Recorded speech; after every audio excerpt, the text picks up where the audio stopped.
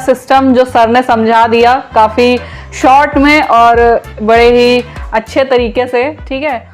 और जय हिंद। इससे पहले की वीडियो में हम आपको आईपीसी और सीआरपीसी की धाराओं के बारे में समझा दिए थे, एफआईआर और जीरो एफआईआर बता दिए थे और बता दिए कि चार्जशीट दायर करने के बाद जब मामला कोर्ट में चला जाता है, ट्रायल हो रहा होता है, तो उस दौरान आपको जेल में भेज दिया जाता है अगर अपराध बड़ा है तब। अब जेल में समझते हैं कि खाना कितने टाइम दिए जाते हैं और कितने खाना दिए जाते हैं। क्या आप बाहर से जेल के अंदर खाना ले जा सकते हैं? और क्या उम्र कैद 14 साल की होती है और जेल में एक दिन 24 घंटे का न होकर क्या 12 घंटे का होता है? और फांसी की सजा सुनाते दौरान जज कलम क्यों तोड़ देता है? और फांसी से पहले कौन कौन सी ऐसी इच्छाएं हैं जिसे आखिरी ख्वाहिश समझ के पूरी की जा सकती है? देखिए, जो जेल होता है वो राज्य सरकार के अधीन काम करता है और जेल की जो पुलिस होती है वो नॉर्मल पुलिस से अलग होती है। ये इसका प्रशासन पूरी तरह इस जेल प्रशासन के अंदर होता है। इसमें बहुत कम पुलिस वाले होते हैं, जो ज्यादा मिलेंगे आपको बाहर ही। अंदर पुलिस वाले बहुत कम मिलते हैं। अंदर का जितना काम होता है वो कैदी ही करते हैं। कैदी जब शुरू में जाते हैं तो उन्हें नंबर नहीं दिया जाता है। हाँ, जब उनकी सजा मुकर्रर कर दी जाती है, ज्यादा दिन की सजा है, तब उन्हें नंबरदार बना दिया जाता है। ऐसे आप जाइएगा 10 दिन 14 दिन के लिए तो नंबर नहीं बनाएगा,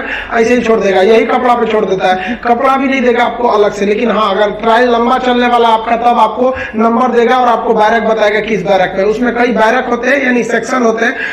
मतलब खतरनाक वाले को किस साइड में रखना है, जो नॉर्मल आया है पता है, जेलर को पता है कि भाई जब ये आया अभी 7 दिन में चल जाएगा तो उसको दूसरे बैरक में रखता है। जेल में नाश्ता खाना सब तीनों टाइम मिलाकर हर अलग अलग राज्यों में अलग अलग खर्च किए जाते हैं कैदियों के ऊपर। अगर भारत के आप टोटल राज्यों को लेंगे तो पर डे एक कैदी के ऊपर लगभग 52 रुपए का खर्च आता है, ये जेल मेन्यू के हिसाब से। जेल में जो नाश्ता दिया जाता है, सुबह 7 बजे नाश्ता आ जाता है, जिसमें एक चाय का आना कंपलसरी है। चाय के अलावा आपको कभी चना दिया जाएगा, कभी परोठी, ब्रेड, बिस्किट वगैरह दे सकता है या दलिया दे सकता है। ये सब बिस्किट वगैरह ये अंदर ही बनता है जेल के, काफी अच्छा होते हैं सब। नाश्ता तो कम से कम ठीक देते हैं सब वो। दोपहर का लंच 11 से 12 बजे तक आ जाता है। लंच में अगर आप देखेंगे तो रोटी चाट हो रहेगी और आपको थोड़ा सा चावल और दाल दिया जाएगा। सब्जी कोई भी मौसमी सब्जी हो सकती है। दाल इतना रहेगा कि वो पानी की तरह पतला रहेगा दाल। आपको इसमें एकदम हल्का खाना दिया जाता है। रात का खाना भी दिन के खाने के समय सेम रहता है, बट रात के वक्त में चावल आपको नहीं दिया जाता है। रोटी जो दे दिया जाता है वो 6 दे देते हैं, चावल नहीं दिया जाएगा। दाल और सब्जी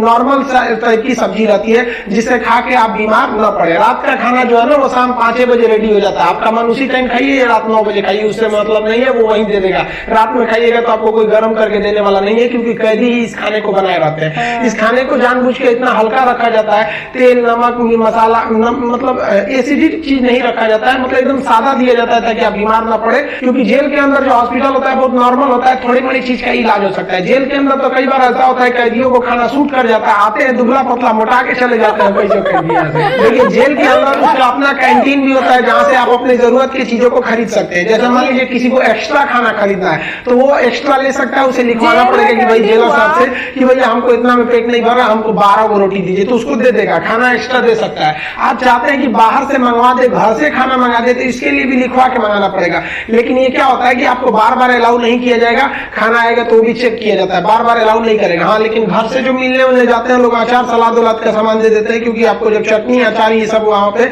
नहीं मिलता है। वहां जब जाइएगा तो आपको बर्तन वर्तन खरीदना पड़ेगा, प्लास्टिक के चम्मच वगैरह रहते हैं सब, नहीं तो ऐसे दे देगा स्टील का तो घोप घाप देगा सब अपने में, सब वहाँ छाटने पहुंचता है सब। वहाँ की कैंटीन से आप खरीद सकते हैं, आपके पास पैसे रहने चाहिए और आपकी फैमिली से भी जो सामान आता है आप उस सामान को रख सकते हैं। देखिए, जब आप जेल में जाते हैं तो जेन्युइन आप कुछ पैसे लेके जाते हैं, और अगर लंबे दिन तक रह गए तो जो आपसे मिलने जाता है वो भी पैसे आपको दे देता है। लेकिन इस पैसे का मिसयूज हो सकता है। जो आपसे सीनियर कैदी है सब ना, जो मरखा टाइप का छीन लेंगे सब पैसा। तो इसको बचने के लिए क्या किया गया है कि जो जेल है, जेल का अपनी करेंसी होती है। ये भारत सरकार वाला रुपया आरबीआई वाला नहीं चलता है, वहाँ कूपन चलता है। ये कूपन जो होते हैं आपके पैसे को कूपन में बदल दिया जाता है, तो आपकी करेंसी कूपन में बदल दी जाएगी और आप मैक्सिमम 2000 रुपए का ही कूपन रख सकते हैं। वो कूपन आपको 2 रुपए का मिलेगा, 5 रुपए, 10 रुपए, 20 रुपए का इसी टाइप का कूपन मिलेगा। ये आपको दिया जाएगा। अब इस पे ना एक विशेष कोड किया जाता है कि भाई आप ही के नंबर का ये रहेगा, आप ही के नाम का, तो दूसरा कोई इसको चला नहीं सकता है कैंटीन में ले जाकर। इसलिए इससे आप आराम से बच सकते हैं। ये रखेगा तो कोई भी चला सकता है। अब 2000 से ज्यादा आप नहीं रख सकते हैं कैश, अगर कैश पकड़ा गया तो जब्त कर लिया जाता है और आपकी सजा भी बढ़ा दी जाती है। हालांकि बहुत से पहुंचने जो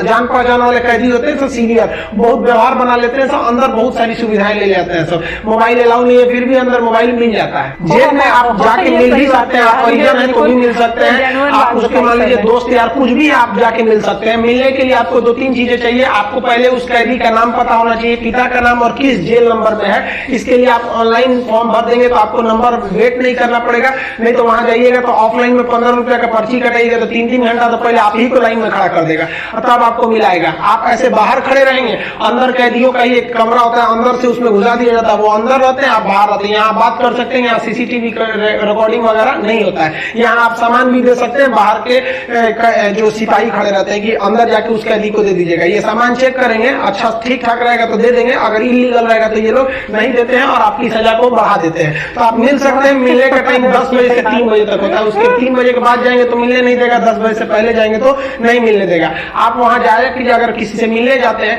देखिए कई बार ऐसा भी होता है कि फर्जी FIR में किसी को फंसा दिया जाता है, वो भी बता देंगे कि फर्जी FIR होता है तो कैसे आपके नाम को हटाया जा सकता है। और बहुत से स्टूडेंट को इस बात का डर रहता है कि जब वो तैयारी कर रहे होते हैं तो उनका पड़ोसी वाला उल्टा सीधा केस में फंसा देता है, FIR करा देता है, तो टेंशन में आ जाते हैं कि मेरी नौकरी चली जाएगी। अरे भाई हम गारंटी देते हैं नहीं नौकरी जाने देंगे। अब उसको भी वीडियो में समझा देंगे कि कैसे आपके ऊपर FIR हो गया है तो उसे कैसे कटवा सकते हैं, और आप स्टूडेंट हैं, आपका FIR हो गया, नाम चला गया, फिर भी आपका जॉब होगा, गारंटी बोलते हैं कि होगा। अब बहुत से लड़कों का ऐसा कराए भी है, नियम है, हम अपने घर से कराए, नियम है, बस आप नहीं जानते वो अलग बात है। तो आप उन लोग के लिए गिफ्ट वगैरह लेते जाइएगा। गिफ्ट मतलब क्या चीज, खाने पीने का अचार ले लीजिएगा, थोड़ा सा घी वगैरह ले लीजिएगा, ताकि अंदर अच्छा खाना नहीं लगता है, बाहर का इतना ज्यादा आइटम रहता है, अंदर जाके आदमी उब जाता है। और गुटखा वगैरह नहीं ले जा सकते क्योंकि अंदर जो सफाई का काम होता है वो कैदियों को ही करना रहता है। गुटखा दे देंगे तो खा के थूक देगा। पहुंच वाले सब गुटखा खाते हैं, सब सिगरेट अलाउ है, ये सब चीजें अलाउ है, बस गंदगी वाला चीज नहीं। हम तो कहते हैं भाई जब हर चीज अंदर अलाउ है, बस आपका पहुंच होना चाहिए। अगर आपके पास पैसा और पहुंच है ना तो जेल और बाहर में कोई खास फर्क नहीं समझेगा। ऐसे नॉर्मल वालों के लिए सारे नियम कानून है। अब मिलने का मतलब ये नहीं कि डेली मिलने जा रहे हैं, हफ्ते में आपको 3 बार ही मिलने दिया जाएगा। और बड़ा अपराधी है तो 2 बार, कई को तो हफ्ता में 1 बार अलाउ करता है। और कुछ ऐसे भी अपराधी रहते हैं बहुत खतरनाक, उनको अलाउ ही नहीं करता है मिलने। तो ऑन एन एवरेज आप हफ्ते में 3 बार किसी जाके मिल सकते हैं। 15 से 20 रुपए की आपको रसीद लगेगी मिलने के लिए। जेल के अंदर स्टडी रूम होता है, वहां जाके आप आराम से पढ़ाई कर सकते हैं। लाइब्रेरी तो इतना अच्छा होता है कि उतना अच्छा इसे आपको नॉर्मल लाइब्रेरी नहीं मिलेगी। आप वहां से अंदर जाके पढ़ाई भी कर सकते हैं। इग्नू से आपको सर्टिफिकेट दे दिया जाएगा, आपका एग्जाम वगैरह भी होगा, आप वहां से पढ़ाई कर सकते हैं। तो जो आप बाहर में पढ़ाई नहीं किया, मार्केट करके अंदर जाएगा, लेकिन हाँ उसमें पढ़ते हुए भी देखे। जेल के अंदर हर एक कैदी को खुद ही काम करना होता है क्योंकि अंदर सिपाही कम रहते हैं। मार धार करिएगा, खूब पिटा जाइएगा ना तो आके छोड़ा देंगे सब। अंदर शांति से रहना चाहिए। अंदर भी जेल के अंदर भी ना ग्रुप होता है, वो उसके ग्रुप का है, वो उसके ग्रुप का है। अगर आपको ज्यादा दिन तक रहना है तो ग्रुपबाजी समझ जाइएगा, नहीं तो कुटा के आएंगे। उसमें क्या होता है, माली का काम होता है। जो जेल का कैंपस बहुत बड़ा होता है, जेल छोटा छोटा नहीं होता। अंदर जाएंगे तो एक दूसरे दुनिया है, वहां अंदर सब्जी वगैरह बोई गई रहती है, यही सब्जी आपको बनाने के लिए आ जाती है। कुछ अलग से भी सब्जियां वगैरह आती हैं, तो इसमें भी काम कर सकते हैं। कुक वाला, खाना बनाने वाले में भी काम कर सकते हैं। सबसे टफ यही काम होता है, सबके लिए खाना बनाओ, वो भी टाइम से बनाओ। यहाँ पर इसके अंदर कुछ फैक्ट्रियां भी होती है जहाँ पे आपको सोफा बनाने के लिए आता है, कपड़े सिलने के लिए भी दे दिए जाते हैं सब। और जो होली में जो गुलाल लगाते हैं अभी, वो भी इसके अंदर पीस के बनाना रहता है। कई सारे काम होते हैं, लेकिन ये जो काम वाला डिपार्टमेंट है ना, फैक्ट्री वाला डिपार्टमेंट, ये उसी को दिया जाएगा जिसको कोर्ट ने सजा सुना दिया है। लेकिन अगर कोर्ट ने आपको सजा नहीं सुनाया, अभी आप पर मुकदमा ही चल रहा है, तो इस पे नहीं देंगे सब, आपको ये सब हल्का हल्का काम कराएंगे सब। इस काम के बदले आपको पर डे का 20 रुपया मिलता है, यानी महीने के आपको टोटल 600 रुपया मिलने वाले हैं। आपको काम करना पड़ेगा, अगर आप काम नहीं करिएगा तो बदले में आपको एक बार पैसा देना पड़ेगा। ये पैसा पर मंथ नहीं लगता है, एक बार जाइएगा तो जेलर पूछेगा काम कीजिएगा कि पैसा दीजिएगा। तो जो पैसा देते हैं उसे हाथा कहा जाता है। अब ये जो हाथा का अमाउंट होता है ये डिपेंड करता है अलग अलग जेल पे, थोड़ा सा डिफरेंट होता है, लेकिन एक ही बार इस हाथा को देना रहता है। लेकिन अगर आप काम करेंगे तो अच्छा रहता है। कोशिश करिएगा आप लोग अगर वर्दी में गलती से चले, देखिए ऐसा नहीं है कि आप मर्डर करके जाइएगा, आपको कभी गलती से भी फंसाया जा सकता है। हम लोग को बड़का कहीं बम फोड़े थे लोग, हम लोग का भी क्या था भाई, स्टूडेंट्स की मांग कर रहे थे लोग, उठा कर डाल दिया उसमें, तो काम का आप कर सकते हैं उसमें। तो ये सब काम थोड़ा सा इजी रहता है। काम का मतलब फायदा क्या होता है कि आपको खाना अनलिमिटेड मिलेगा, आप जितना खाना चाहे खा सकते हैं। और खाने की थोड़ी सी कैटेगरी थोड़ी आपकी अच्छी कर दी जाती है। अगर आप काम नहीं कीजिएगा तो आपको खाना गिन के मिलेगा, 4 रोटी 6 रोटी, इससे ज्यादा नहीं मिलेगा। चाहिए तो लिखवाइए वगैरह। तो काम करने वालों को कुछ अच्छा फैसिलिटी दी जाती है। देखिए कई लोग को लगता है कि जेल में ना जो एक दिन होता है वो 12 घंटे का होता है, ऐसा नहीं है। पहले अंग्रेजों के समय होता होगा ये, लेकिन अभी के समय में जो जेल का कानून है वो एक जैसे आपके लिए 24 घंटे का एक दिन होता है वैसे जेल में भी होता है। अब कुछ लोग कहते हैं किसी को 10 साल की सजा हुई तो 5 साल में आ जाएगा, ऐसा फिल्मों में भी होता था पहले का ही तब। लेकिन अभी के समय में अगर आपको 10 साल की सजा हुई तो 10 साल बाद निकलेंगे, यानी आपके लिए भी दिन जो है वो 24 घंटे का ही है।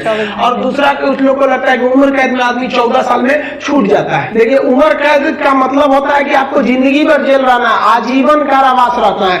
ये 14 साल की बात क्या है कि जज ने अगर आपको सुना दिया कि आपको उम्र कैद की सजा है तो संविधान में लिखा गया है कि अनुच्छेद 72 के तहत तथा अनुच्छेद 161 के तहत, अनुच्छेद 72 के तहत राष्ट्रपति और 161 के तहत राज्यपाल आपकी सजा को माफ कर सकते हैं। तो ये जो 14 साल का थ्रेशोल्ड बनाया गया है कि राज्यपाल और राष्ट्रपति जो है ये उम्र कैद को 14 साल से पहले नहीं माफ कर सकते हैं। तो बहुत से ऐसे लोग होते हैं जो 14 साल जेल बिता देते हैं ना, तो ऐसा कहा जाता है कि 14 साल तक किसी को समाज से अलग कर दीजिएगा तो नॉर्मल व्यक्ति जो छोटा मोटा गुंडा है उसका बाकी सबसे संपर्क टूट जाता है तो उसे माफ कर दिया जाता है। तो जनरली 14 साल में छूट जाते हैं। वो छूटते नहीं है बल्कि राष्ट्रपति या राज्यपाल माफ कर देते हैं कि चलो यार गलती, बहुत बार तो अपराध आवेश में आके हो जाता है, लेकिन ऐसा नहीं है कि सबको छोड़ देता है। कुछ कुछ एकदम सातिर अपराधी होते हैं उन्हें नहीं छोड़ा जाता है। तो ये 14 साल मिनिमम है कि आपको इतना रहना ही है, इसके बाद राष्ट्रपति या राज्यपाल माफ करेंगे तब समझिएगा।